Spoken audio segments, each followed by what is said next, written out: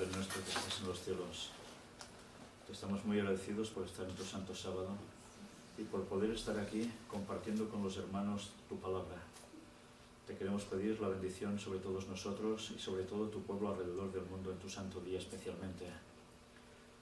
Y de un modo especial te pedimos por todos aquellos hermanos que por diversas circunstancias se encuentran solos, aislados, sin poder congregarse en tu santo día. Estate con ellos, hazles sentir también tu presencia, al igual que te pedimos que estés aquí con nosotros, que el Espíritu Santo nos dirija y guíe en todo y nos haga sentir tu gozo. Perdona nuestros pecados. En el nombre de Jesús te lo pedimos. Amén. Bien, pues el tema que os traigo es un tema que presenté recientemente en Granada, en la parte de Andalucía, en el sur de España, en una feria llamada Bionatura. Es una feria ecológica, pero ya sabéis que todo lo ecológico normalmente va asociado al mundo de la nueva era, cuestiones de espiritismo, y allí nosotros tuvimos un stand y presentamos algunas conferencias en directo. Una de ellas, de las dos que pude presentar allí, era este tema. Pruebas irrefutables de unos descubrimientos arqueológicos que intentan ocultar gobiernos y religiones. ¿Por qué? Vamos a hablar de cómo hay cosas que se han ido hallando a lo largo de distintos lugares y de tiempo que denotan claramente que este libro que todos tenemos, al menos cuando estamos en iglesias, llamado la Biblia, es totalmente cierta. Aunque a algunos eso les moleste mucho y busquen todas las excusas posibles para decir esto no es verdad. Cuando hay pruebas irrefutables, la gente debe callarse y debe darse cuenta que la palabra de Dios es cierta y luego deben tomar una decisión. Evidentemente, por más evidencias que se muestren, siempre es la persona la que termina decidiendo si quiere seguir a Dios o no. Pero las evidencias hay que mostrarlas. Nos mienten. ¿Quién nos miente? Bien, solo viendo esta imagen ya es un compendio de quién está detrás de esas mentiras que están llevando al mundo totalmente a la perdición y muchas veces no nos damos ni cuenta ni nosotros mismos. Arriba tenéis la bandera del Vaticano, abajo la bandera de Estados Unidos o la de Israel. Y ese otro signo muchas personas lo desconocen aún. Es el símbolo de la masonería. Compás, escuadra y demás. Y al fondo, detrás, todos habéis visto esta imagen con un ojo, ¿no? La tenéis siempre en los billetes de $1. El ojo que todo lo ve, pero en este caso no es el de Dios. Y si tenéis alguna duda al respecto, podéis entrar en las conferencias que presentamos, donde dedicamos toda una conferencia a mostrar los símbolos ocultos en el billete del $, su significado auténtico, para demostrar cómo las sociedades secretas, la masonería, ha trabajado fuertemente en este país donde estáis desde hace muchísimos años, al igual que en otros lugares. Y el compendio de todos ellos es: nos mienten. Vamos a ver hallazgos arqueológicos realmente sorprendentes. Gigantes en la Tierra. Extraído de este libro de Jonathan Gray. Ya veis aquí en la portada, esto es gigantismo. Lo que veis en este señor oriental tan alto no es que fuera un gigante de por sí y ya está, sino a veces suelen ser enfermedades que causan el gigantismo y muchos se tratan. Antes no había tratamiento para esto. Pero no vamos a hablar de excepciones de personas que han ido apareciendo a lo largo de la historia, que son seres muy altos, sino verdaderamente de gigantes de otra época, en el cual podemos ver aquí, por ejemplo, esta fotografía, ya veis, de 1895, donde ya apreciáis a un señor de un tamaño considerable, momificado, puesto en este sarcófago. Si os dais cuenta, está apoyado sobre un vagón de tren de mercancías de los de antes, que eran enormes. Fue hallado en Gran Bretaña. Y sabéis, fue llevado por ferias itinerantes por varios lugares, la gente pagaba para entrar a verlo. Lo curioso de esto es que llega un momento en que de un lugar a otro desaparece y no se ha sabido nunca más nada de él. Pero diréis, bueno, puede ser un caso como el que hemos visto antes. Pues hay una ligera diferencia. Mirad sus medidas. 3,70 metros de alto. bueno, no sé si os hablo en metros, ¿lo entendéis bien aquí? Sí, como 12 pies. Vale. 12 pies. Sí, 12 pies, 2 pulgadas, 3,70. La circunferencia del pecho, 2 metros. Longitud de brazos, 1,36. Su peso, 2 toneladas. O sea, realmente impresionante. Pero este no es el único caso de gigantes que han aparecido. Además, tenía una curiosidad. En uno de los pies tenía 6 dedos. ¿Recordáis algún texto bíblico donde se habla de gigantes con 6 dedos? Y este texto de sobra es conocido. Génesis 6:4. Había gigantes en la tierra en aquellos días y también después que se llegaron los hijos de Dios a las hijas de los hombres y les engendraron hijos. Estos fueron los valientes que desde la antigüedad fueron varones de renombre. Este texto, ¿sabéis que actualmente está sumamente mal interpretado por algunos cristianos, no algunos, muchos cristianos, pero además también por otras personas que dicen que provenimos de ángeles caídos, que vinieron, se mezclaron con las mujeres y así salieron los gigantes? La verdad es que leen muy mal el texto, porque si leemos detenidamente el mismo texto contradice esta versión. Había gigantes en la tierra en aquellos días, y también después que se llegaron los hijos de Dios a las hijas de los hombres. Por tanto, no es posterior a este hecho, sino que ya antes eran gigantes, porque Dios creó al ser humano como enanos, no gigantes. Adán y Eva tenían una estatura muy considerable. Por tanto, interpretar o leer ese texto así es tirar por tierra la verdad. El problema es que hay libros como el libro de Enoch. ¿Lo habéis oído, el libro de Enoch? Mucha gente lo coge como si fuera Biblia, totalmente cierto, y tiene cosas que están basadas en hechos reales, pero distorsionados, y hay que saber diferenciar entre unos y otros. Y allí mucha gente se ha cerrado para decir, eran ángeles caídos.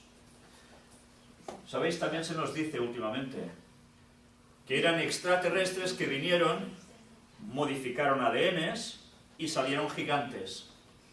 De monos y cosas parecidas llegan a crear hombres, seres humanos. La Biblia para nada habla de esto. Todo lo contrario. Nos está hablando que Dios creó seres impresionantes. Y ahora somos una muestra de la desgracia de los 6000 años de pecado que llevamos a nuestras cuestas debido precisamente a la caída de Adán y Eva y de todo lo mal que hemos hecho por generaciones. Aquí tenéis el Museo de Fósiles Monte Blanco, en Texas, aquí en Estados Unidos. Estuve en este lugar la anterior vez que vine aquí a Estados Unidos y mirad esta imagen. Aquí tenéis al señor Joe Taylor, es el dueño, el fundador de ese museo, y tuve el placer de entrevistarlo. Mirad al lado de qué está. Si os dais cuenta, todo esto es un dibujo pegado a una pared como un cartel, en el cual hay un esqueleto dibujado de un ser humano que llega aproximadamente hasta la pelvis, la zona de cadera, y aquí hay un fémur. Si vemos el tamaño de este fémur en comparación con el fémur de él, pensad que este hombre tiene mi altura aproximadamente, debe hacer unos 78. Es realmente sorprendente la magnitud entre uno y otro. Mirad, aquí tenéis cuando fui hallado en Egipto. Mide por proporción, sería la estatura de un hombre de 4 metros 57 centímetros. No estamos hablando de un jugador de básquet actual que puede medir 2,20 o así como mucho, ¿no? Es gigante, gigante. ¿Sabéis? Allí tuvimos una réplica de este fémur y en la feria de Granada también lo expusimos igual que está allí. Y la gente se sorprendía mucho diciendo, ¿cómo puede ser esto? Pues esto no es todo. Mirad qué más hay. Roca de granito, pisada humana fosilizada, hallada en Cleveland, también aquí en Estados Unidos. 60 centímetros de huella. No sé si apreciáis el pie humano actual y otro pie que es el que está grabado aquí. ¡Qué diferencia! Pero esto no es todo. Si tenéis que ir a algún lugar por gusto, os recomiendo que vayáis a este lugar. El Museo de Evidencias de la Creación en Glen Rose, también en Texas. Este lugar, justo detrás de este local que veis aquí, que es el museo, pasa un río que va subiendo hasta arriba y pasa por un lugar que hay, curiosamente, lo que ahora iréis viendo. Pisada de gigante. Pero esto no es todo. Miradla desde otra perspectiva. ¿Sabéis cuando puse mi pie al lado? Tengo la réplica también, que les pusimos en la misma feria. Mi pie es sumamente ridículo y no gasto un pie pequeño, ¿eh? Un dedo fosilizado, también hallado en el lugar. Sería el dedo meñique y es, bueno, muchísimo más grande que el mío. Y además, no sé si apreciáis el detalle de la uña incluso. Pues todo esto estaba hallado en ese lugar. Como esto otro, que no está justo en ese lugar, es en Antelope Springs, en Utah. Y daos cuenta que aquí, en estas dos pisadas petrificadas, hay una diferencia. No vemos deditos, ¿verdad? ¿Qué vemos? Son suelas. Y quedó petrificado a tal punto que no sé si os dais cuenta, si percibís estos detalles aquí ampliados. Esto son unos bichitos, que diríamos ahora, que están considerados de épocas tan arcaicas, de millones de años, que para nada cuadrarían con una pisada humana, según la teoría de la evolución. Una cosa sería de muchos millones de años antes que la intervención del hombre en la Tierra, de la aparición de él aquí. Y quedaron registrados, grabados como fósiles en la piedra. Pero esto nos denota que además también iban calzados. Y sabéis, hasta en Francia se han hallado botas de calzado de gente que evidentemente era del mundo antediluviano. La verdad es que es realmente sorprendente todo esto. Cuando la teoría de evolución se tiene que enfrentar ante esto, son lo que ellos llaman cosas fuera de tiempo, fuera de lugar, no cuadran.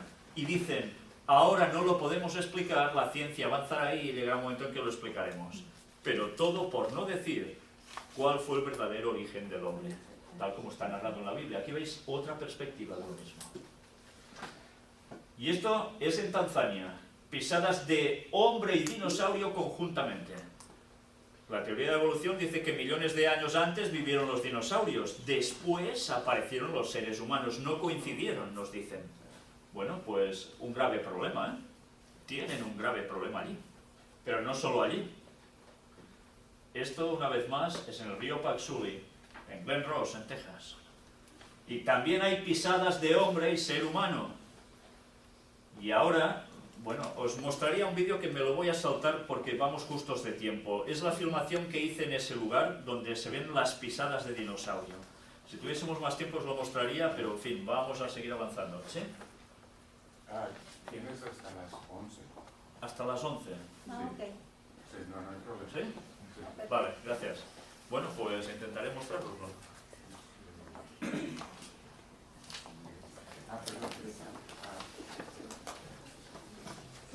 Aquí los comienzos del no se dice. A las 11. A las 11. 11 Sí, a 12 y cuarto. a 12 y cuarto, 11 a 12 y cuarto. 12:20. 11 te puedes ir como de 11 y 10, 11 y 15, está bien. Vale, gracias.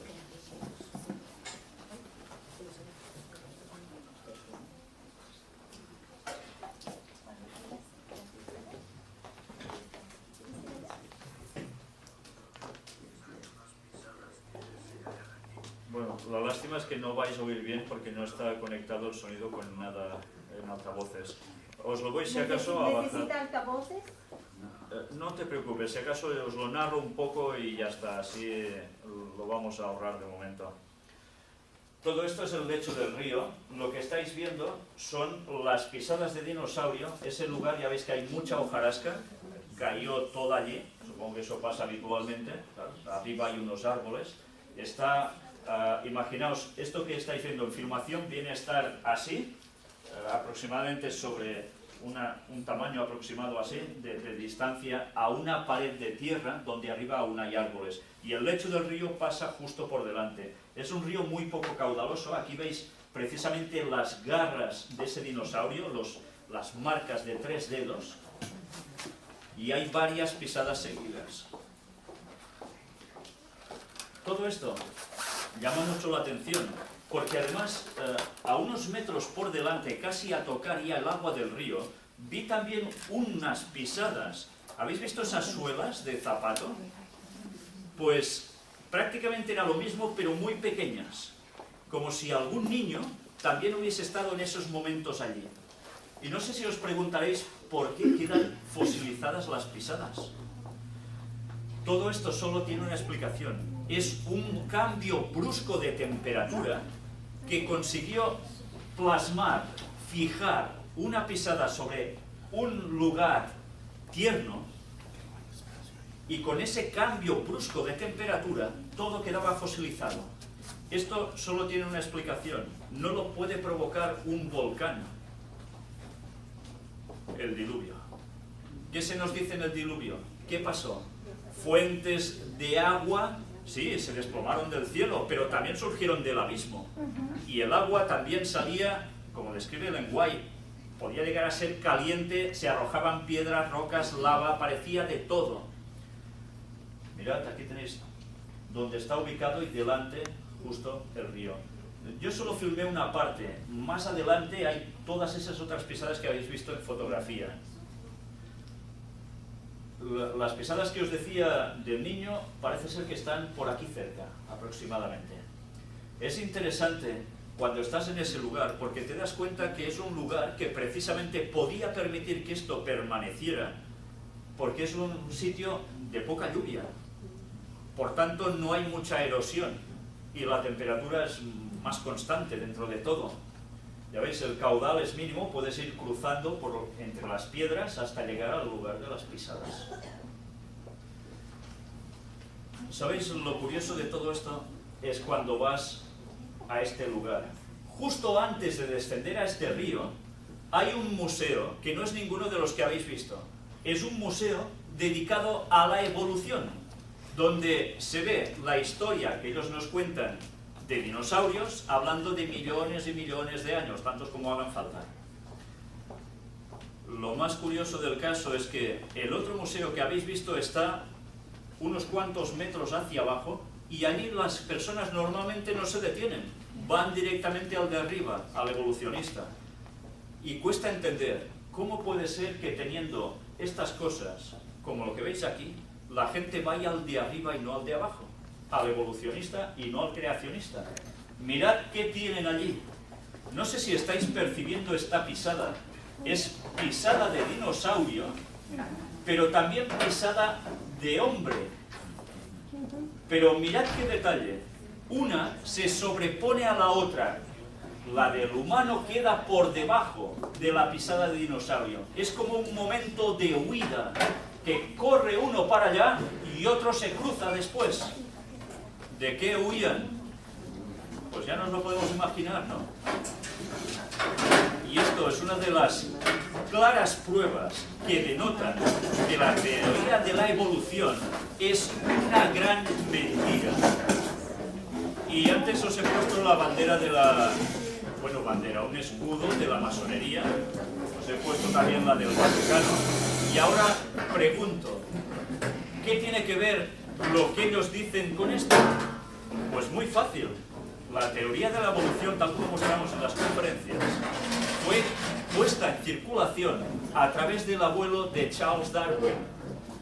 Charles Darwin, su abuelo era masón y le pasaron conocimientos al chico para que fuera avanzando en esa teoría y terminase apoyada, muy bien apoyada, para que finalmente toda la humanidad prácticamente acepte la teoría de la evolución y esté descartando totalmente la creación. Pero hay un detalle. ¿Qué tiene esto que ver con el Vaticano entonces? El Vaticano, desde Juan Pablo II, dijo que la teoría de la evolución es cierta y que todos los relatos que tenéis en vuestras Biblias, especialmente en el Antiguo Testamento y muy especialmente en el Pentateuco, los libros escritos por Moisés, nos dicen que son mitos. Son mitos que solo nos transmiten enseñanzas, pero que no son reales. Que Adán y Eva no existieron como tal, sino que sencillamente eran enseñanzas para nosotros. Pues todo esto lo que hace es demostrar que nos están mintiendo. ¿Y por qué le interesa al Vaticano decir que todo esto no es así? Que la teoría de la evolución es la cierta. Porque si esto es cierto, quiere decir que la semana de la creación bíblica es cierta tal cual. ¿Y qué hay allí que molesta tanto al Vaticano? El sábado. Por tanto, ¿cómo no tiene que molestarles que todo esto se exponga? Aquí tenéis la pisada desde otra perspectiva. Es realmente impresionante. Y lo triste es que pocas personas van a ese lugar y tantas van al otro. Y ahora vamos a ver hallazgos de artefactos que parecen sacados fuera del tiempo. Mirad, esto es una asa de jarra que tiene un detalle muy curioso, una cría de dinosaurio.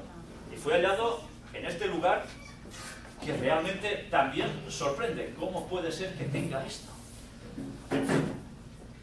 Y este ya es impresionante. Cuando lo veis en directo, yo tengo la réplica que también estuvimos mostrando allí.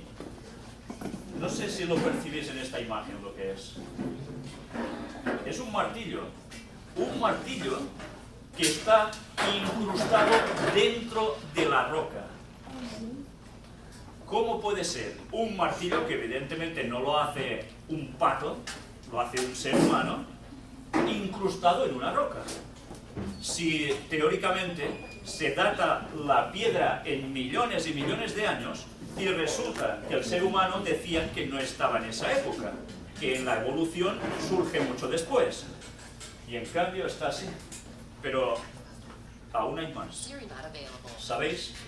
Cuando cogéis y analizáis el hierro, está hecho de un modo que actualmente es imposible aún de poderlo hacer.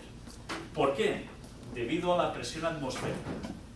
Solo con una presión atmosférica distinta a la nuestra, tal como debería ser en los tiempos antediluvianos, se podía hacer un hierro de esta calidad. Ahora es imposible aún.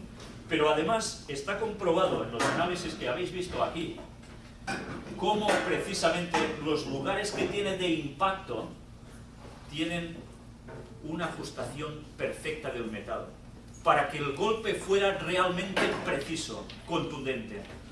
Y sabéis, es un martillo pequeñito, no es que sea muy grande. Ya veis que además está fragmentado y fue hallado en London, en Texas. Es delgadito, es todo estrecho, pero era como un martillo de precisión. ¿Cómo cuadra esto con la teoría de la evolución? Imposible. ¿Se hizo solo esto? No. Entonces, este museo está en Sudáfrica y tiene algo muy curioso que también fue hallado en unas minas de hierro, al igual que el gigante que habéis visto. Y son estas esferas metálicas que tienen esta serie de 3 ranuras, ¿os dais cuenta? Que además se podían abrir y fueron halladas dentro de cosas que dices, en unos estratos que no correspondían. ¿De dónde sale todo esto? No se sabe qué llegaron a contener. Solo se sabe que se podían abrir. Todo esto, ¿cómo cuadra con la teoría de la evolución? Aquí las tenéis, tamaño diminuto. Y algo que también la Biblia nos decía, hablándonos de esos tiempos. Génesis 4:22, y Zila también dio a luz a Tubal-Caín, artífice de toda obra de bronce y de hierro, y la hermana de Tubal-Caín fue Naama. La Biblia nos decía que el ser humano, ya en esos años, ¿qué trabajaba? Usaban el bronce. Bronce y hierro. ¿Y por qué nos van diciendo que esto no es así? Cuando los objetos que se presentan precisamente dan la certeza al texto bíblico. ¿Por qué nos quieren engañar tanto?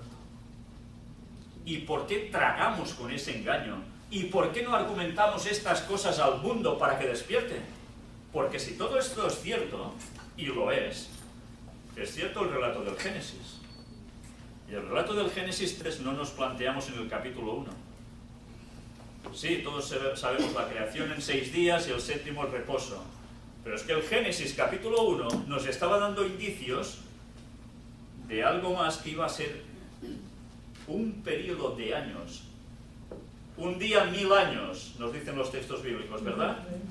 En los cuales ya se nos hablaba que desde la creación al final habrían 6000 años de historia, vendría el sábado milenial. Por tanto, sabemos que en 6000 años tiene que regresar, o tiene que aparecer, Jesús. Por tanto, echar por tierra todo, a través de la evolución, es quedarnos a medias con la verdad que debemos saber. Pero que sabemos estas cosas, y sabiéndolas, no nos la podemos callar. Y gracias a Dios muchas personas están reaccionando al presentar las evidencias. Por eso, hermanos, no hemos de ser solo oidores de la palabra, sino también hacedores. Y en este caso, ¿qué quiere decir? Hay que compartirlo como sea. Las piedras de Ica. ¿Cuántos sois de Perú de aquí? ¿Hay alguien de Perú? ¿Conocéis este lugar, no? Y estas piedras. Este es el Museo Científico Javier Cabrera, que quizás habéis estado allí. ¿Habéis estado en ese lugar? ¿No? Mirad qué cantidad de piedras aparecen aquí. Diréis, bueno, piedras, ¿y qué? Estas piedras son especiales, están halladas en este lugar tan desértico. Y, ¿sabéis? Incluso hay tantas piedras de estas que fueron llevadas hasta incluso en camiones hacia Estados Unidos. No se sabe dónde han ido a parar. Porque ellos no venden ni una, y os lo aseguro porque les pedí y no hay forma de que os la den. ¿Sabéis qué contienen estas piedras? Grabados, unos dibujos. Y en esos dibujos se ven dinosaurios y seres humanos con los dinosaurios, o luchando o moviéndose allí. Entonces, ¿cómo puede ser esto? Dijeron que eran falsificaciones, se ha demostrado que no es verdad, porque aún se siguen extrayendo piedras de ahí. Pero es interesante que el dueño del museo, el que empezó a encontrar estas piedras, escribió un libro, y cuando os ponéis en contacto con ellos, lo que os quieren es vender ese libro. ¿Y sabéis en qué consiste la enseñanza de ese libro? Que vinieron extraterrestres y nos crearon. Es una lástima, porque teniendo esas evidencias en la mano, resulta que se van por otra teoría, para apartar también de la verdad. Nosotros, mirad si es importante conocer el texto bíblico, que nos da la vislumbre auténtica de las cosas. Si no, qué fácil es desviarnos del camino. Y ahora vamos a hablar de los descubrimientos arqueológicos del hermano Ron Wyatt. Digo hermano porque él era adventista, falleció en 1999. Personalmente no pude conocerlo, pero sí he conocido a su familia, sí he entrevistado a su familia, y algunos de los colaboradores que él tenía también estamos en contacto y hemos hecho ya alguna cosa conjuntamente y más cosas que haremos si Dios quiere. ¿Habéis oído hablar todos de Ron Wyatt? ¿Sí? ¿Alguien no ha oído hablar de Ron Wyatt? Yo. ¿Sí? Hay DVDs de él aquí a veces en la iglesia. Ah, sí. Tenemos. Ajá. Pues De me vez alegro en cuando mucho. encuentras algunos ahí. Qué bien, qué bien. Pues no os los perdáis, ¿eh? No os los perdáis porque vale la pena que lo miréis todo con detalle. Vamos a hacer un poco de historia, tendré que ir deprisa. Esto es uno de los huesos de las falanges de un dedo pulgar, también de un gigante. Es realmente impresionante la comparativa. Y hay algo que este señor encontró. El arca de Noé en el monte Ararat en Turquía. Algunos dicen, anda, esto no se lo cree nadie. Bueno, pues si miramos un poco la historia, esta fue la primera imagen que se tiene, una foto aérea de 1959 por un capitán del ejército turco sobrevolando la zona de Ararat. Cuando vio esto, enseguida relacionaron con el arca de Noé y se divulgó, apareció en medios de prensa, en televisiones, se ha encontrado el arca de Noé. ¡Wow! Un revuelo. Y pasó algo con todo esto. Ron Wyatt, este anestesista adventista, dijo, voy a ver si esto es verdad o no. Y pagándose de su propio bolsillo, trabajando 6 meses y con el dinero que hacía se iba de expedición, fue a mirar si esto era así o no. Y llegó hasta ese lugar con aparatos, demostró realmente que eso era el arca de Noé. Hubo más revuelo aún. Este hombre fue entrevistado en alguna televisión norteamericana. Incluso fueron también investigadores de la Universidad de Atatürk en Turquía para comprobar si esto era así y determinaron que realmente era el arca de Noé. Después de esto, se inauguró un centro de visitantes donde Ron Wyatt es invitado para poner la primera piedra. De esto podéis ver imágenes, nosotros en las conferencias lo presentamos. Y vamos a ver aquí uno quizás de los primeros selfies de la historia. Ron Wyatt y detrás el arca de Noé.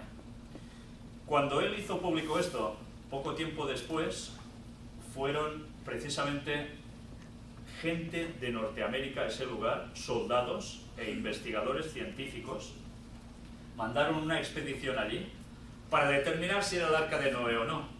Y, ¿sabéis? Hicieron una cosa. Vinieron, fueron hasta este lugar y dinamitaron, literalmente, no buscaron la puerta, dinamitaron, y se ve en los documentales que presentamos la enorme explosión.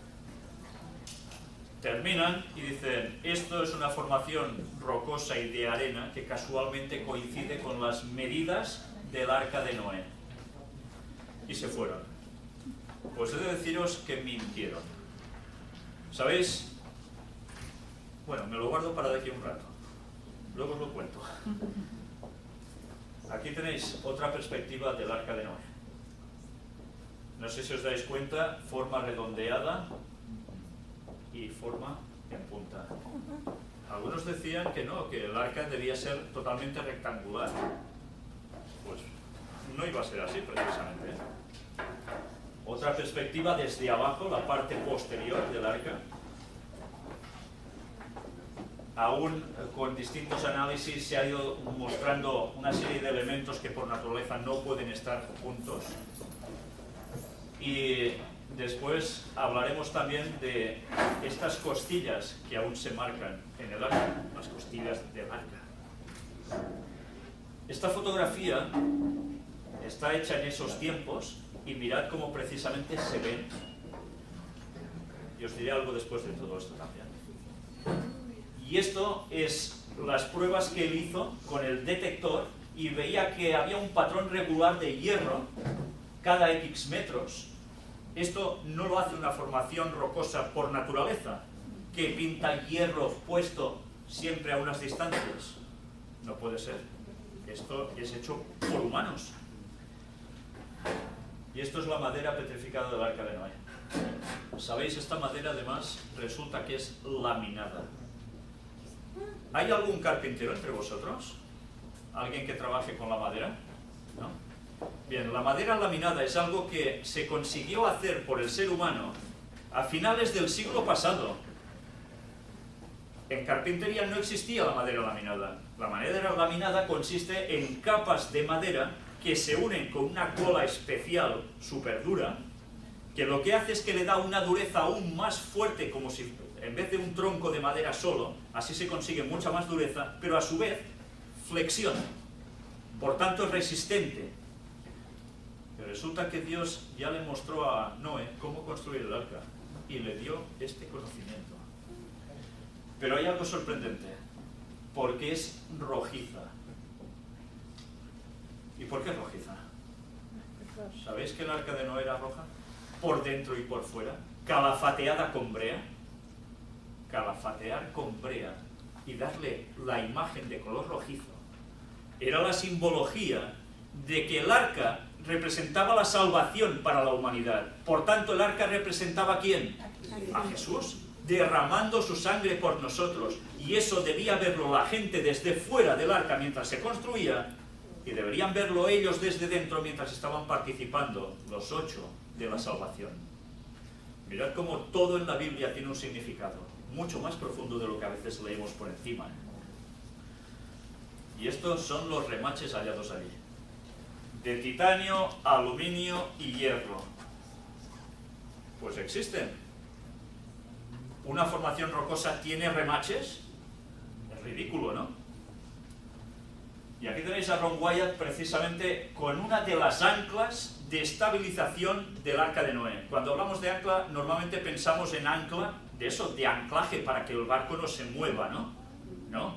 Hay anclas de estabilización. En el Mediterráneo, los barcos de entonces, de hace muchos años, llevaban anclas que tienen precisamente este agujerito arriba por donde se pasaba la soga y se distribuían alrededor del barco para que en oleajes de repente que se levantaban tempestades no se tumbaran y así lo mantenían el equilibrio de flotación. Pues el Arca de Noé estaba hecha así. Imaginaos qué pedazo de ancla, cuando en verdad las que se han encontrado en el mar Mediterráneo vienen a tener este tamaño. Señal de que era un barco de unas dimensiones muy considerables, 150 metros, no es poco. Lo que veis atrás es el Gran Ararat, que está nevado. No es normal verlo así, normalmente siempre se ve cubierto de niebla y dicen que para ellos es la montaña más alta del mundo, incluso para los escaladores, no porque lo sea realmente, sino debido a la complicación que tiene para subir. Y la gente cuando iba a buscar el Arca de Noé, y aún ahora va a ese lugar de nieves perpetuas, pero el Arca no está allí. El Arca está en Ararat, porque Ararat no es solo el monte grande que veis allí, ni el pequeño Ararat que está al lado, está enfrente, porque todo es la cordillera de Ararat. En fin, mirad qué aparece aquí. Es una foto de escáner hecha de una pared lateral del Arca. ¿No veis nada extraño en esta fotografía de escáner?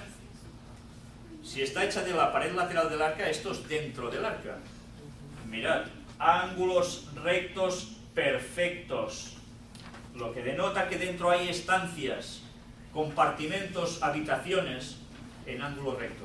¿Qué formación rocosa hace esto por casualidad? Ninguna. Y aquí tenéis el Museo Arqueológico Wyatt en Tennessee. Y aquí tenéis a Ángel, que es uno de nuestros máximos colaboradores, que él es biólogo, y precisamente estuvo en este lugar con la madera petrificada del Arca. Bueno, aquí se mostraban los textos bíblicos donde se habla de todo esto. Y nosotros estuvimos allí. Tuve el privilegio de formar parte de la expedición al Arca de Noé en septiembre del año pasado. Y puedo deciros que quien diga que eso no es el Arca de Noé y no ha estado allí, que se lo haga mirar, porque lo primero que debería hacer es ir allí antes de hablar. Y nosotros éramos estos miembros de la expedición. Kevin Fisher, el personaje que veis en el centro, que es más enorme que los demás, es un norteamericano que trabajó conjuntamente con la familia Wyatt, sigue trabajando con ellos, y es la persona que mueve más los descubrimientos de Ron Wyatt. Tiene una página en inglés, por si vos domináis el inglés, Ark Discovery. Y él va mostrando también los viajes que ha hecho posteriormente para seguir demostrando que Ron Wyatt no mentía, que todo es cierto. Pues ahora hay un vídeo. Es el vídeo de cuando llegamos al Arca de Noé. Intentaremos ponerlo.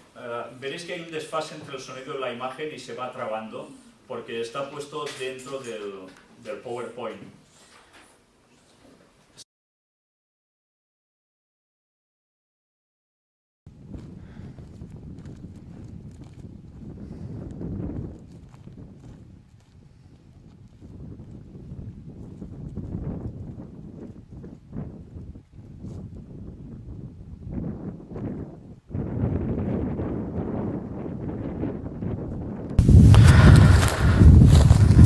Estamos llegando a un lugar del cual hemos soñado estar 40 años aquí y que es un lugar verdaderamente distinto, un lugar especial, un lugar donde muchas personas han dicho que era una falsedad lo que aquí había, pero es un lugar sencillamente conocido como el Arca de Noé.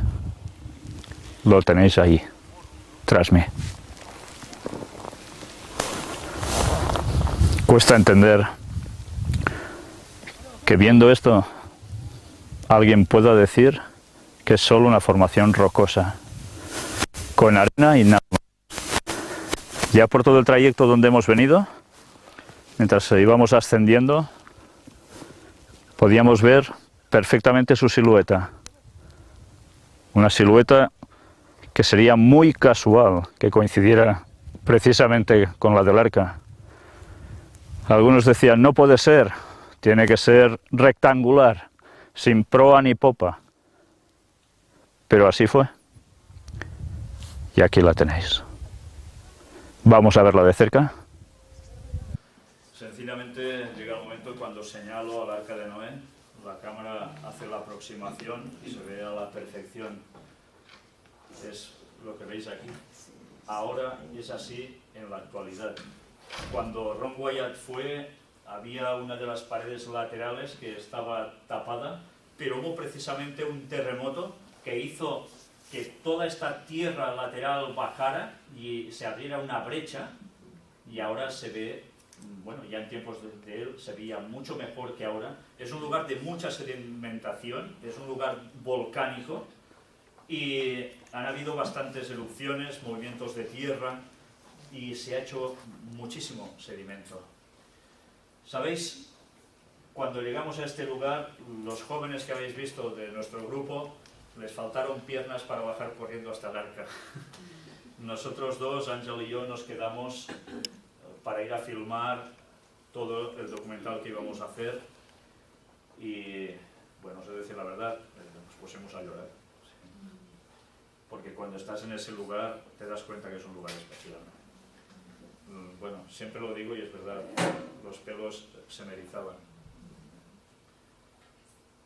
Y cuando estás mirando toda esa zona, ves el arca y dices, nosotros venimos todos de ahí, todos.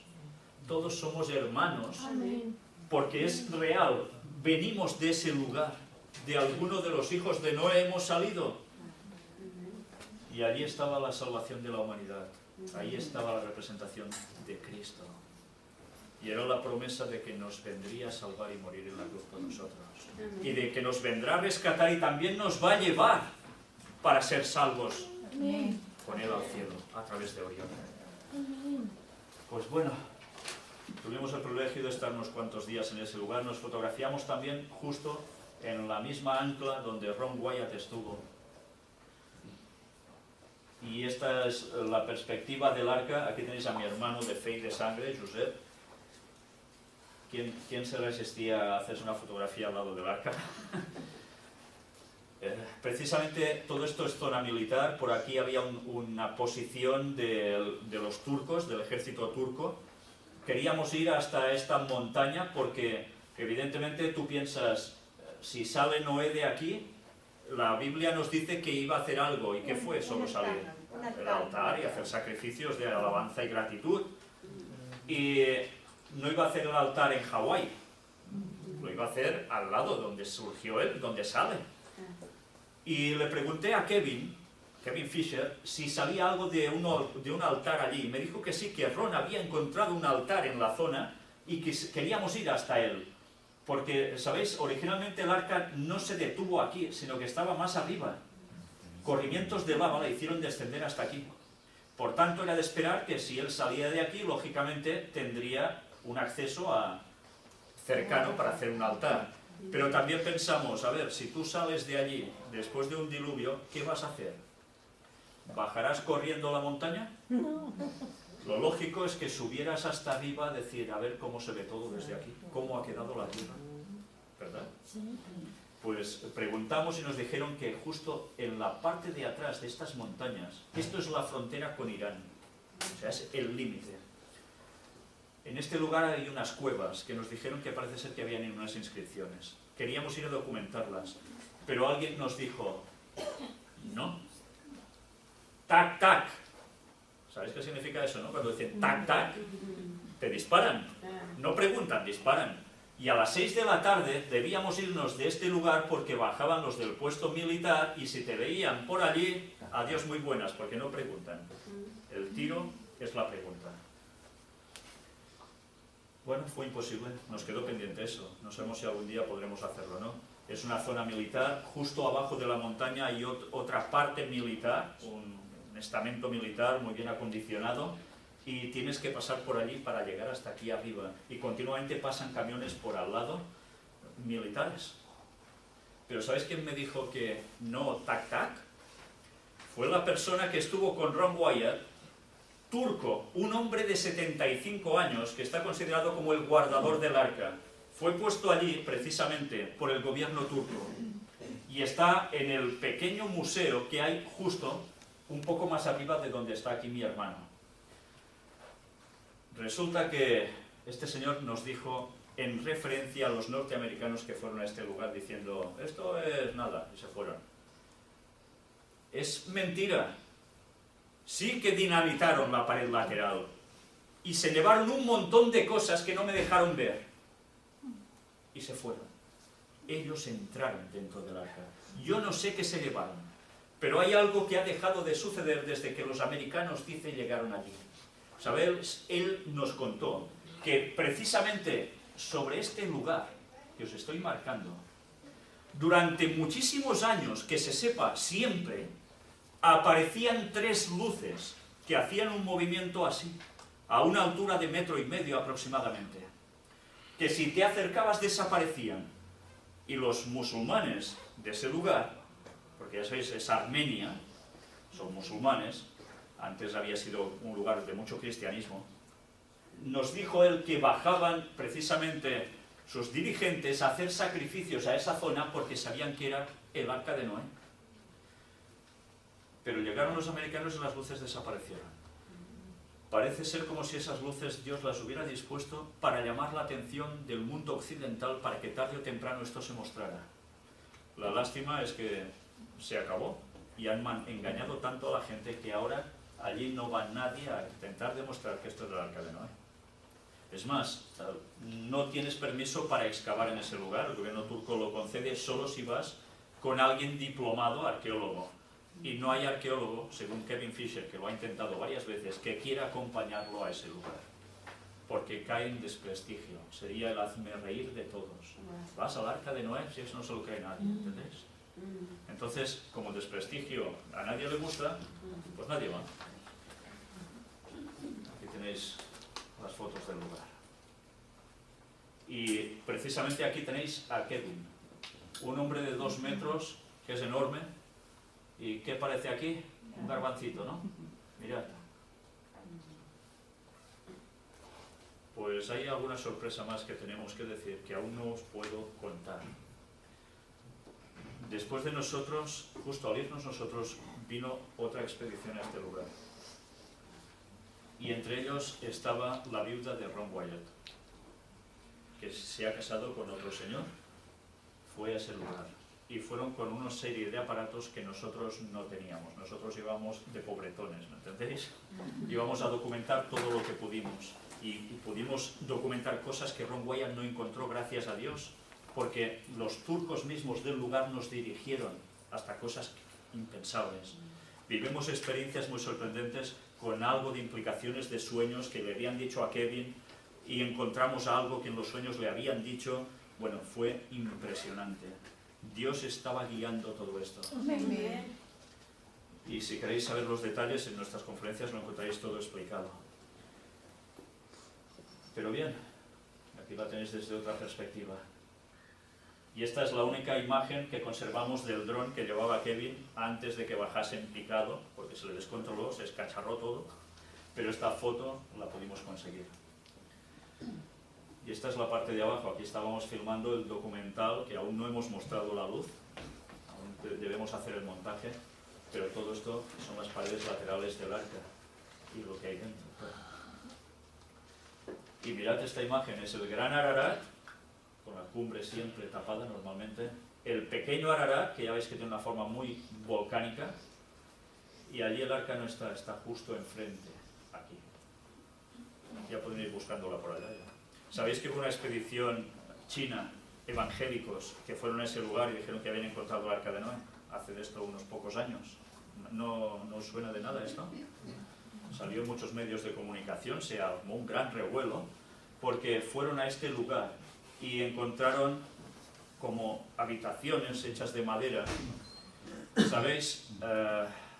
el guía nuestro, que era turco, es un chico, es joven, tiene 20 y pico de años, es especialista en los que hay entonces de todo eso. Se puso a reír.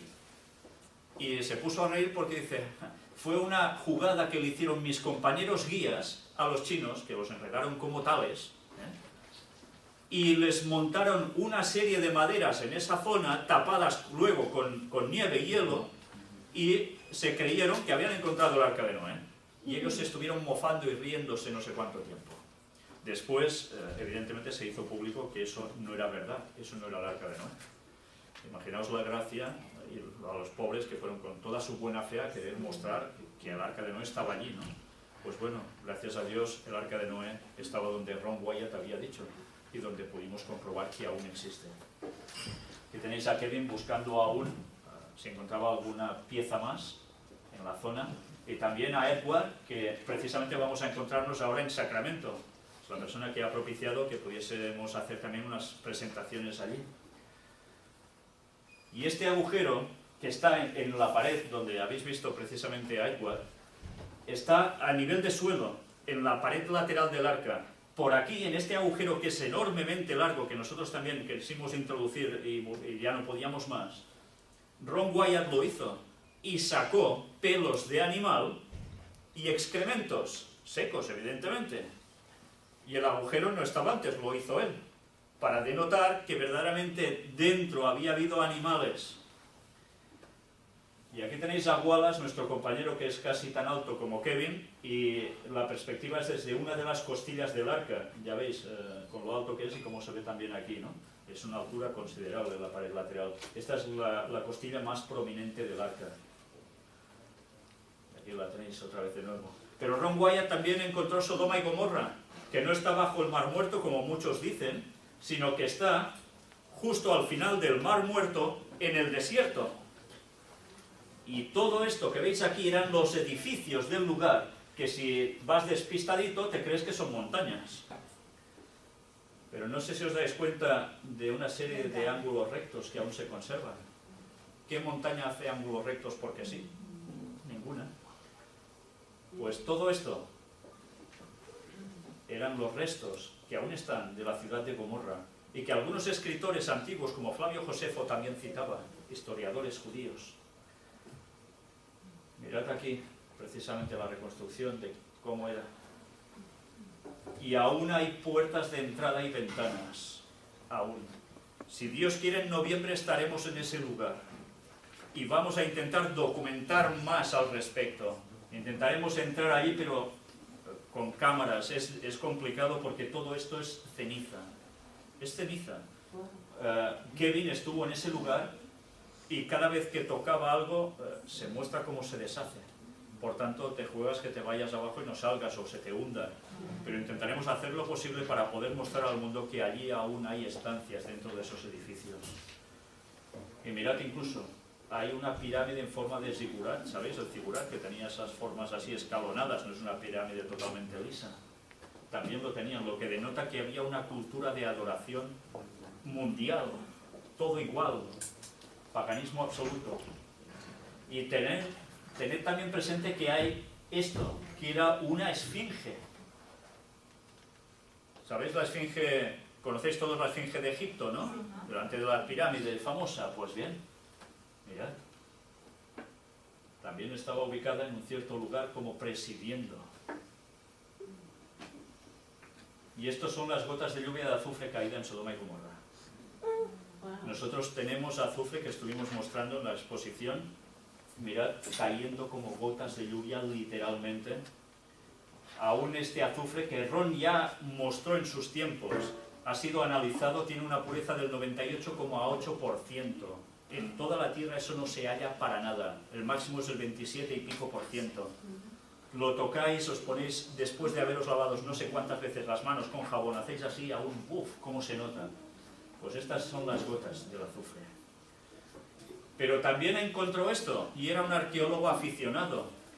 ¿Sabéis por qué se le ha desprestigiado? Porque era un arqueologillo de risa. No era arqueólogo ni era nada. Pero este hombre lo vio Dios y fue encontrando lo que la arqueología durante tantos años ha buscado y no han podido, siendo profesionales. y él encontró los carros de Faraón bajo el Mar Rojo. Este era el itinerario que siguieron los hebreos al salir de Egipto. Cruzaron por el Golfo de Áqaba, en la playa de Nubeiba. Y todos recordáis el texto bíblico cuando dice que los seguían los egipcios, los carros de Faraón, y se encontraban montañas a los laterales y enfrente el mar. Y se veían atrapados. ¿Verdad? ¿Recordáis esa escena? Pues era esto. Ahora lo estáis viendo con vuestros ojos. Pasaron por aquí y llegaron hasta el final, a esta playa, que mirad qué extensión tiene, que es capaz de albergar a 6 millones de personas y todo el ganado que llevaban.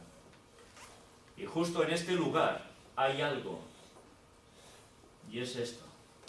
Entre Egipto y Arabia Saudita hay un puente en el mar, que esto prácticamente está en la superficie del agua.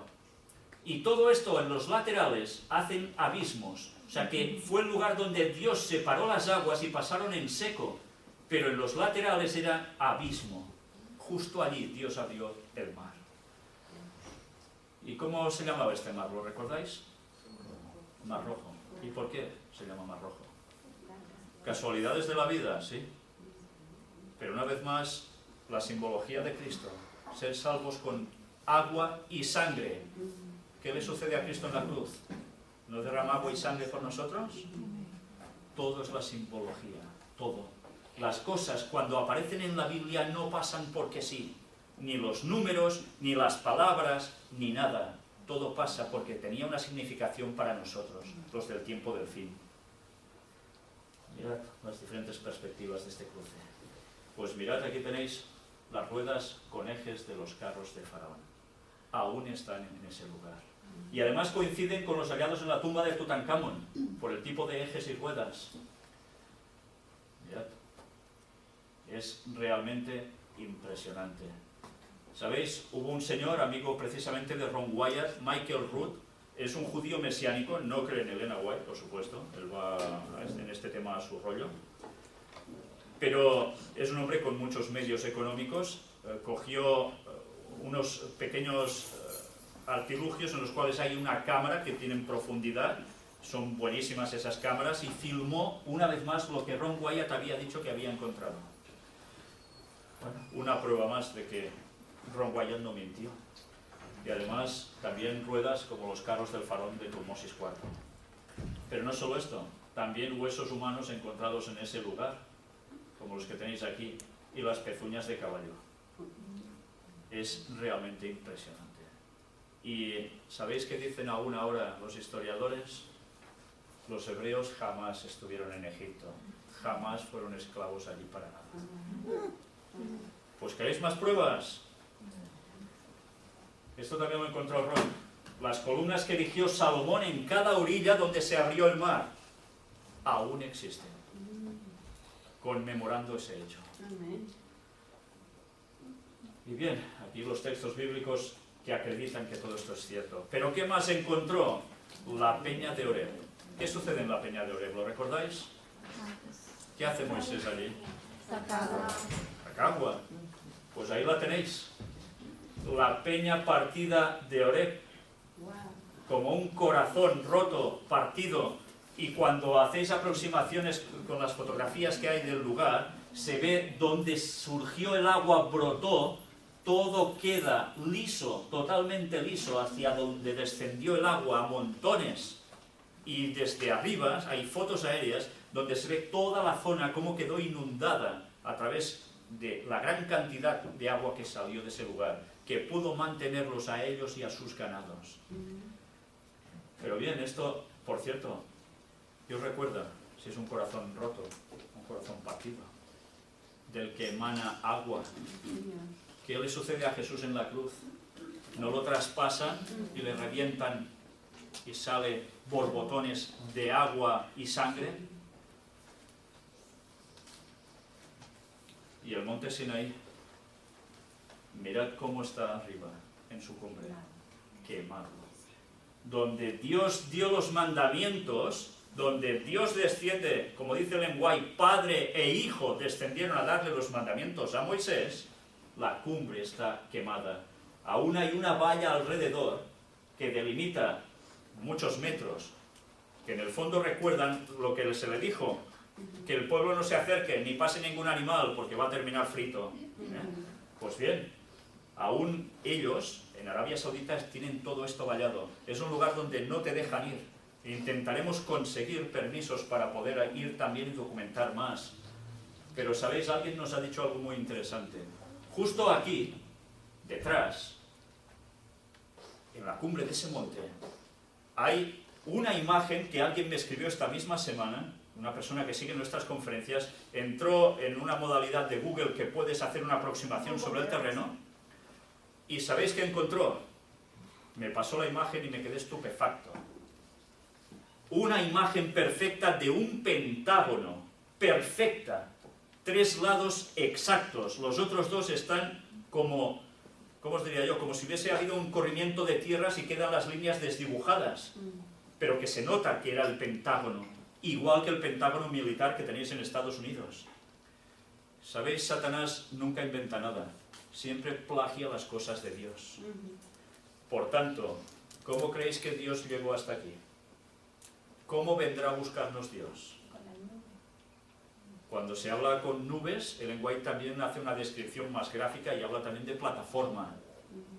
Dios se mueve con algo. Y lo hemos visto también cuando en el santuario Ellen White que nos dice que se sube Jesús y va de un lugar a otro. Porque son medidas inmensas. Bueno, pues Dios vendrá también así. Y de algún modo vino también hasta aquí. Y queremos ir hasta este lugar para poderlo filmar y documentarlo. Y aquí tenéis al Museo Wyatt otra vez más y Ángel, nuestro gran colaborador y hermano, con la roca carbonizada de la cumbre del monte Sinaí. Pero mirad qué más hay. ¿Veis las vallas que os decía? El altar del becerro de oro a los pies del monte Sinaí. Aún existe.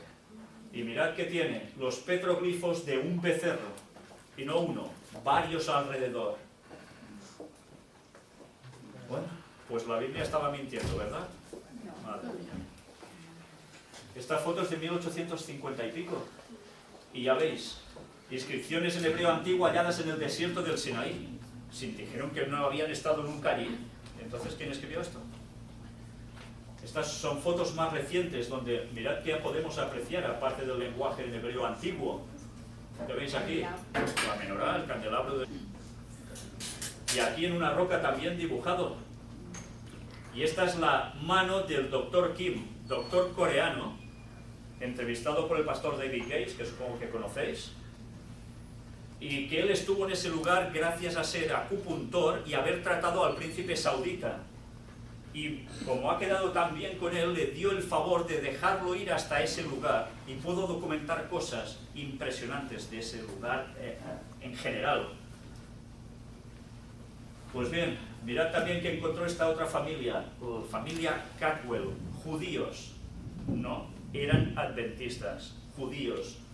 Y estas personas se colaron y fueron hasta esos lugares, jugándosela, por supuesto. Y hallaron también bastantes más cosas, como por ejemplo, ¿sabéis ese texto que nos habla de 3000 muertos en un día, allí en el desierto, por rebelión? Pues aún hay todos estos lugares con las piedras indicando las tumbas. Y muchas más cosas, incluso muestran imágenes en forma de L como un corredor por donde el ganado transcurría y llegaba hasta poder ser sacrificado. Es impresionante. Y aquí tenéis el texto para hacer memoria. La Biblia no mentía. Pero Ron Wyatt también encontró el Arca de la Alianza. Y diréis, esto sí que no puede ser. Pues sí puede ser. Y la encontró en 1982, justo en el año en que surgió la película de Indiana Jones en busca del Arca Perdida. ¿Os suena, no? Como siempre, Satanás sacando la copia de las cosas y desviando la atención, justo en los momentos precisos de la historia, claves.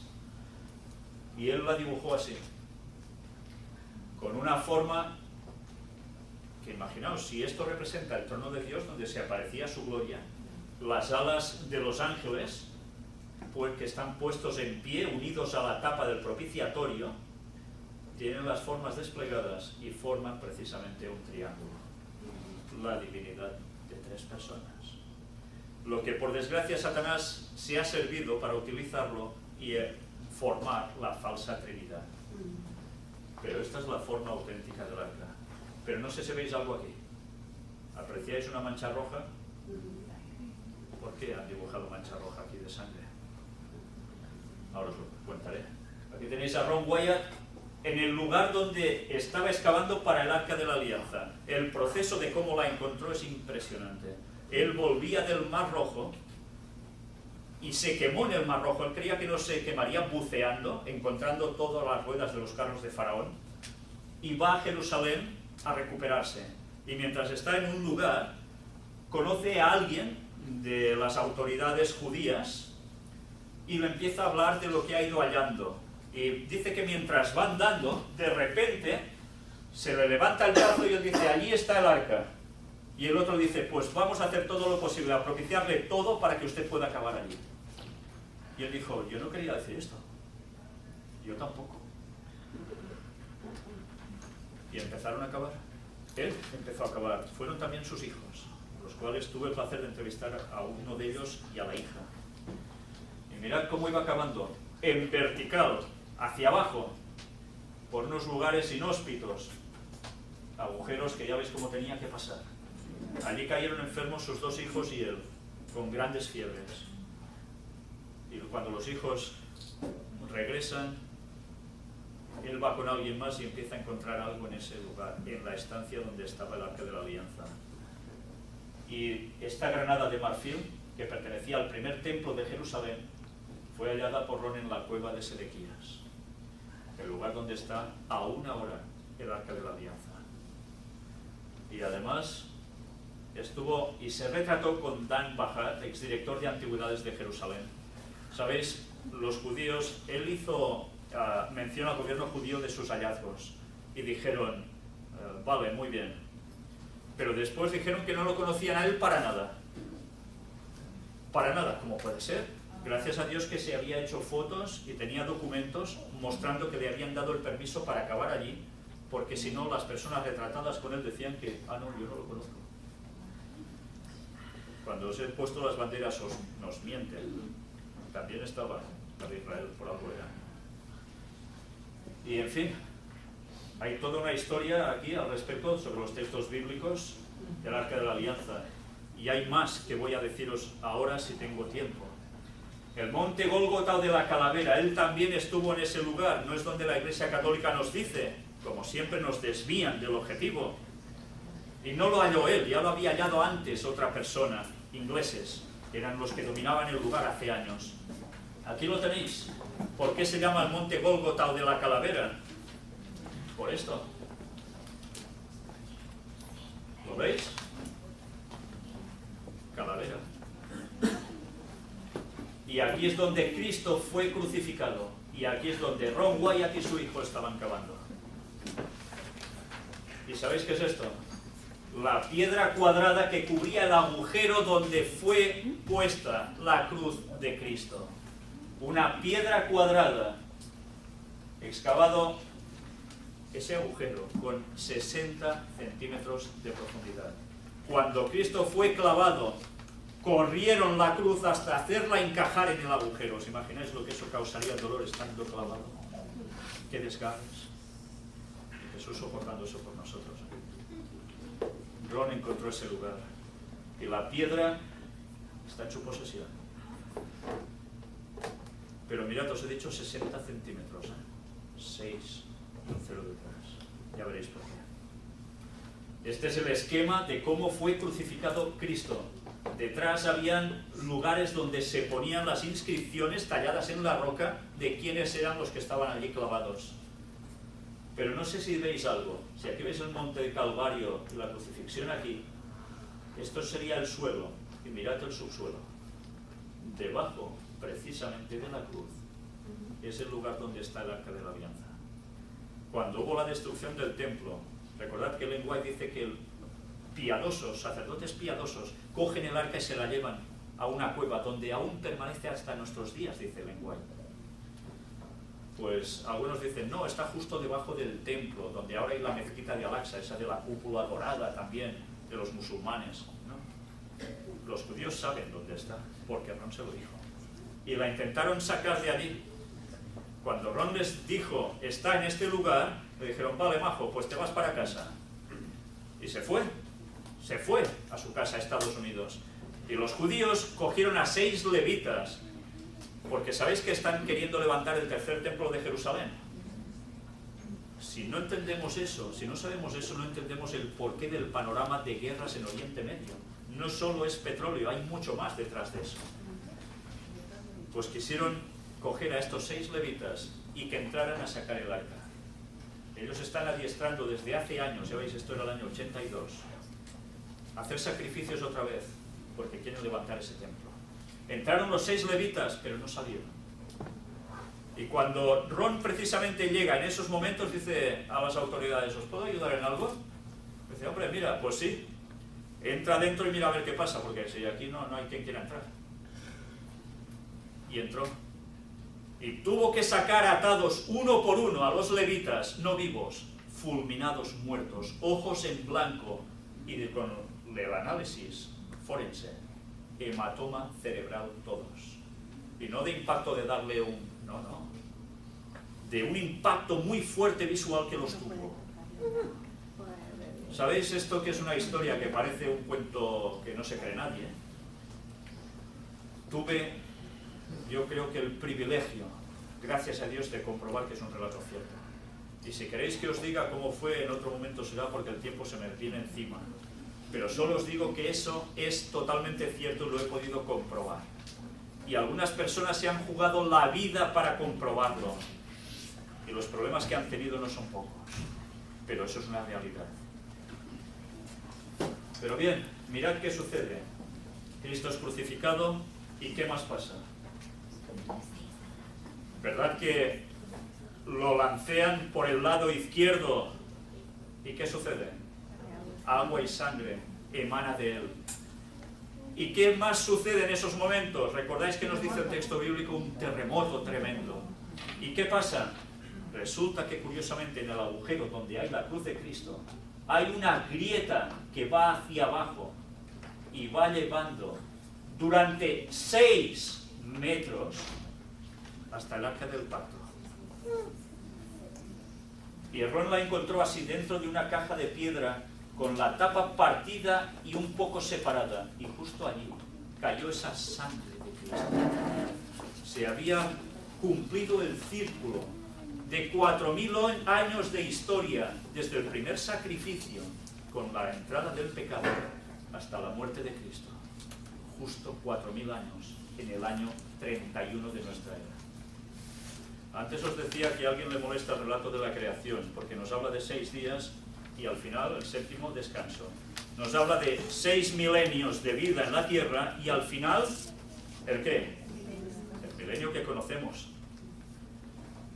Si pasaron 4000 años hasta aquí, y Jesús vendrá en el año 6000 de la historia de la humanidad, ¿sabéis sumar, no?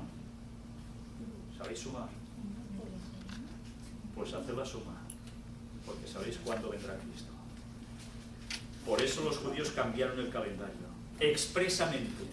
Y el catolicismo hizo exactamente lo mismo, para que no se pudiese determinar el momento de la venida del Señor. Pero no se ha salido con la suya, gracias a Dios. Tenéis a Marinelle, la viuda de Ron Wyatt, que además tiene algo, y vamos a pasaros este vídeo que quizás vosotros ya habéis visto. ¿Habéis visto el momento en que Ron Wyatt es entrevistado en una iglesia y le preguntan sobre la sangre de Jesús? Vamos a verlo. Good evening, Ron. Thank you very much for all three. For seminars, wonderful, thank you. My question is that you said that you had the blood of our Lord examined by the Israelis. That's correct. What was their determination of that? Okay. Now, we won't be able to take second questions. I'm sorry if you're on your second one, please just step out. I love you, but we're running out of time. Real quickly, okay? Dried blood is dead blood. can test the blood of the pharaohs, the mummies of the pharaohs. All right, there's certain things they can do. They cannot get a chromosome count by any method I'm familiar with. All right, things keep changing to know everything. However, there's no way I know that you can get a chromosome count out of dead blood. You can get a DNA and some other things, but not a chromosome count. All right, that's done by living white blood cells. Now then, first of all, in this analysis, I took the blood into a laboratory in Israel. I asked one of the people I work with in antiquities, where is a good laboratory that does reliable work? And they said, such and such, such and such. I took it. I just said, please examine this blood and tell me what you can tell me about it. All right? They said, well, look, we're going to reconstitute it. We're going to put it in normal saline and keep it at body temperature for 72 hours with gentle swirling. All right? That's their business. That's great. I said, now I want to be there when you check it out. They said, fine. So I was back. They checked it out. I said, now, they said it's human blood. We can tell that. They did whatever tests they need to do. And then I said, take some of the white blood cells and put them in a growth medium and keep them at body temperature for 48 hours. And they said, well, that'll do no good because it's dead blood. I said, would you please do that for me? And they said, okay, we'll do it. So anyway, I said, I want to be there when you take it out and examine it. So I was back there. They took it out, examined it under a microscope, and the one technician called the other one over there, and then they called the boss over there, and they were talking Hebrew a mile a minute there for a little bit, and they looked at me and they said, Mr. Wyatt, this human blood only has 24 chromosomes in it. Everybody else has 46. You see, 23 from your mother, 23 from your father, 22 autosomes from your mother, 22 autosomes from your father. You get an X from your mother, you may get an X or Y from your father. All right? This blood had 23 chromosomes from the mother's side, one Y chromosome only. You see, the child could not have developed if they hadn't had the autosomes from the mother. So all of his physical characteristics were determined by his mother's side of the family, her autosomes. His maleness was determined by this one Y that came from the source, not a human male. Then they said, this blood is alive. And then they said, whose blood is this?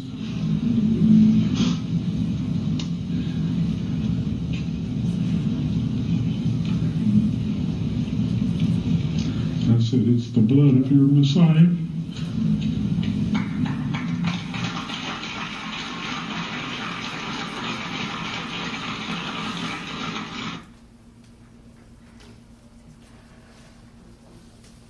Bien, la verdad es que lo veré toda la vida y toda la vida me voy a emocionar. Encontró esta sangre y alguien tiene esa muestra y esas pruebas de laboratorio. De momento no lo va a hacer público, pero habrá un momento en que eso saldrá a la luz. Y hay otra persona que tiene otra muestra de sangre, no extraída de la tapa del propiciatorio, sino extraída de otro lugar, que es la tumba de Jesucristo. Que por cierto es esta y no es la que nos dice el catolicismo, para variar. Y aquí tenéis el lugar donde la piedra corría, ¿veis ese surco labrado en la piedra? Por aquí corría esa piedra circular que se utilizó para sellar la entrada y que aún se conservan hierros en los laterales que también han sido analizados por Richard Rives y que denotan ese hierro de la época de los romanos. En fin, este es el lugar donde Cristo fue puesto. Y hay un detalle muy interesante, esta tumba está muy bien hecha, muy bien picada en la roca, porque era para un señor rico, ¿verdad? José. Pero no pusieron a José, pusieron a Jesús. Y hay un detalle muy interesante. Jesús era más alto que José. ¿Y por qué se sabe eso? Aparte de que Elena White nos dice que era un poco superior en altura a la mediana de los habitantes de la época y que tenía un cuerpo atlético. ¿Sabéis eso de Jesús, no? No era un enclenque como nos lo pintan en las películas, ni tampoco era un barrigón. Era alguien que con su cuerpo ya denotaba un mensaje especial, como deberíamos ser todos nosotros, hermanos, todos. No predicamos solo de boquita. Nuestra primera imagen es la que va a predicar el mensaje. Y Jesús, con su porte de rey, y no digo de los reyes de ahora, sino de un rey, de los que deberían ser de antes, estaba ya predicando y dando un mensaje especial. Esta roca tiene un problema, y es que, ¿sabéis que cuando Jesús muere en la cruz, enseguida es cogido y llevado hasta este lugar, que está muy cerca, precisamente a pocos metros del Calvario, y fue enterrado rápidamente porque llegaba el ¿qué? El sábado. Y hay un detalle, y es que esta zona donde iba a ser depositado el cuerpo tiene unos golpes hechos que se ven que no estaban bien calculados con tiempo, un trabajo bien hecho, sino rapidísimos, para albergar el cuerpo que era más largo. Se hizo una chapuza, para que me entendáis, para albergar el cuerpo rápidamente antes de la puesta de sol.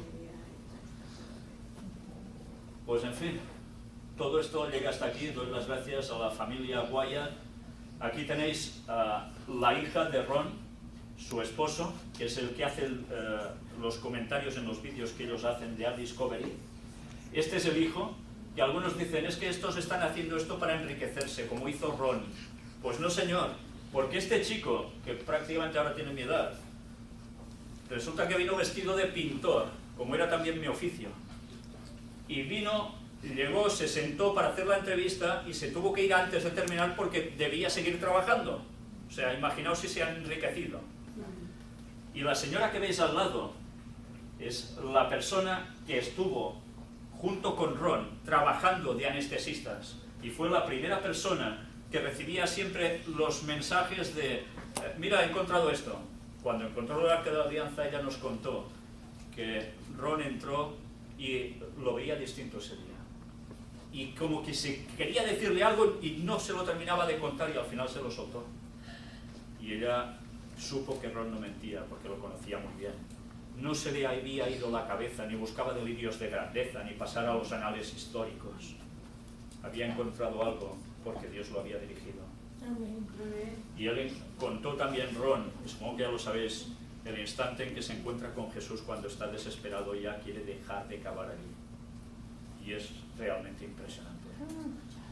Nos habló también, y los hijos, bueno, ellos nos lo recordaron, Ron también lo dijo, cuando dentro del arca encontró 4 ángeles custodiándola y tuvo diálogos con uno de ellos. En fin, todo esto es imperdible porque vale la pena que lo conozcáis. Y Jaslyn, esta señora, nos dio todo el crédito a todo lo que Ron había hallado. Y aquí tenéis a Kevin Fisher, que es el amigo de la familia que nos ha acompañado al Arca de Noé, que ahora en noviembre, si Dios quiere, nos acompañará también a Israel para que podamos seguir documentando todas estas cosas y más. Y doy las gracias también a Jorge Fleffel, un señor chileno adventista, que él tiene también algo referente a todo esto. Y antes os he dicho, sangre hallada en la tumba de Jesús. Y aquí tenéis a Richard Rives, que también trabajó con Ron. Y, en fin, todos ellos les damos las gracias, como a Joe Taylor del museo, y también a Carl Edward Baum. Este señor es el director del museo que os he dicho, donde hay todas esas pisadas. Y, ¿sabéis? Este señor era científico y evolucionista. Después de hallar lo que halló, dijo, pues se acabó, soy cristiano, claro. Y tiene un ministerio ahora en la actualidad, él no es adventista, 60.000 personas lo están siguiendo habitualmente. Y va dando conferencias demostrando que la Biblia no es un cuento. Y en fin, y yo me quedo aquí porque este tema ya no lo voy a tratar con vosotros, pero sí que quiero daroslo a pensar. Mateo 24, del 37 al 39 nos dice, mas como en los días de Noé, así será la venida del Hijo del Hombre. porque como en los días antes del diluvio estaban comiendo y bebiendo, casándose y dando en casamiento, sea divorcio, ¿me entendéis? Hasta el día en que no entró en el arca. Y no entendieron hasta que vino el diluvio, se los llevó a todos. Así será también la venida del Hijo del Hombre. Por tanto, hemos de aprender algo de ese momento, pero no un algo, sino un mucho. La Biblia computa unos 1500 años desde la creación hasta el diluvio universal y 4000 años hasta el nacimiento de Jesús. Exactos, 4000 años. Porque Jesús no nace el 25 de diciembre del año 0, que no existe, sino que nace en septiembre de los años 4 a menos 5, y muy probablemente un 11 de septiembre. ¿Bien? Entenderéis por qué Satanás tiene esa manía a ese día. Por algo es, y se dedica a hacer sus cositas. Y también computa desde la entrada del mal en la tierra, del pecado hasta la crucifixión de Cristo, 4000 años. Y esto en las citas de lenguaje se demuestra.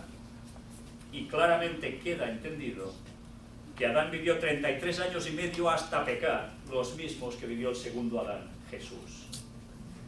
Y tanto de una partición hasta la otra son 4000 años. Y ya hemos superado ahora bastantes más, que la profecía bíblica nos señala 6000 años después, desde la caída del pecado. ¿Y qué pasa? El fin de la tierra, sí. La segunda venida de Jesús.